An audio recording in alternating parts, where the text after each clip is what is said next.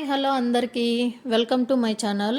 So ఇవాళ మేము షాపింగ్కి అయితే వచ్చేసాము మా పిల్లలతో కలిసి.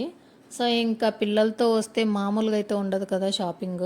నార్మల్ కంటే కూడా బిల్లింగ్లో కూడా ఎక్కువ వచ్చేస్తుంది. సో టైం కూడా ఎక్కువ గడపాల్సి వస్తుంది.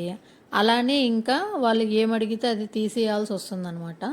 సో ప్రతిసారి ఇదొక యాక్టివిటీగా మారిపోయిందనమాట నాకు మాత్రము. ఎందుకంటే పిల్లల్ని తీసుకెళ్ళామంటే సో ఇంకా వాళ్ళు ఇంటి దగ్గర ఒక్కరే ఉండలేరు అని చెప్పేసి నేను షాపింగ్ కోసమని నా పని మీద నేను తీసుకొని వెళ్తే వీళ్ళు మాత్రం మామూలుగా టార్చర్ ఉండదు. సో మీ పిల్లలు కూడా ఇంతేనా? కామెంట్ అయితే చేసేయండి నాకు.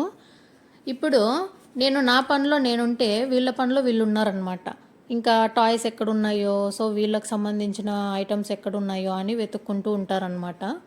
ఇక్కడ మా బాబు అయితే మామూలుగా అయితే నన్ను సతాయియలేదు. ఎక్కడికి వెళ్ళినా టాయ్స్ పిచ్చి అని చెప్పాను కదా, ఇక్కడ కూడా కొన్ని టాయ్స్ని అయితే చూశాడు. సో బైక్ కావాలా అని చెప్పి మొండికేశాడనమాట. సరే తీ అని చెప్పేసి బైక్ తీసుకుంటాడనే ఉద్దేశంతో ఏది కావాలని అడిగితే అక్కడ ఉన్న ఐటమ్స్ మొత్తం అన్నీ చూపించినా కూడా ఇంకా ఏది తీసుకోవాలా అనే కన్ఫ్యూజన్లో అయితే ఉన్నాడనమాట. సో నేను నాకు మాత్రం నా షాపింగ్ త్వరగా అయిపోతే మా పిల్లల వల్ల నాకు హాఫ్ అన్ అవర్ ఎక్స్ట్రా అవుతుందన్నమాట. సో మీ పిల్లలు కూడా ఇంతేనా? షాపింగ్కి వెళ్తే ఒక పట్టాన ఇంటికి వచ్చేయరా?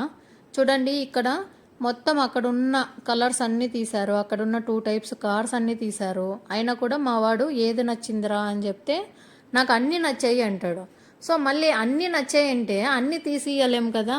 మన బడ్జెట్ ఎంతైతే అనుకుంటామో అంతలో తీసేయగలం, కానీ అక్కడ ఉన్న ఐటమ్స్ అన్నీ పట్టుకొచ్చి ఇక్కడ ఇంట్లో షోరూమ్ పెట్టాలా అని అయితే చేస్తాడనమాట. సో చూస్తున్నారు కదా, అన్నీ టెస్ట్ రైడ్ చేస్తున్నాడు. సో ఒరిజినల్ కారు బైకు కొన్నా మనం మాత్రం ఇంత టెస్ట్ రైడ్ అయితే చేయము.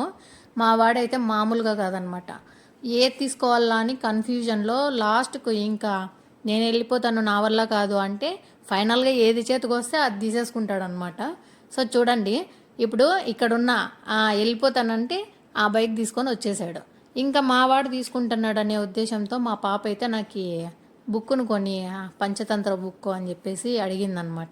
సో దీంట్లో నువ్వు 2 లైన్స్ కంప్లీట్గా చదివితే ఈ బుక్ నీకు డెఫినెట్గా కొనిస్తాను అని చెప్పాను. కానీ మా పాప 1 లైన్ చదివింది, నేమ్ మాత్రం రాలేదు. రాకుంటే నువ్వు నాకు హెల్ప్ చేస్తావు కదమ్మా అని అనింది. సో ఇంకా ఆ మాటకు నేను తీసేయాల్సి వచ్చిందనమాట. ఇంకా బిల్లింగ్ అంతా కంప్లీట్ అయిపోగానే మేమైతే ఇంటికి వచ్చేసాం. సో ఇలా ఈరోజు మా షాపింగ్ డే అయితే ముగిసింది. Thanks for watching guys.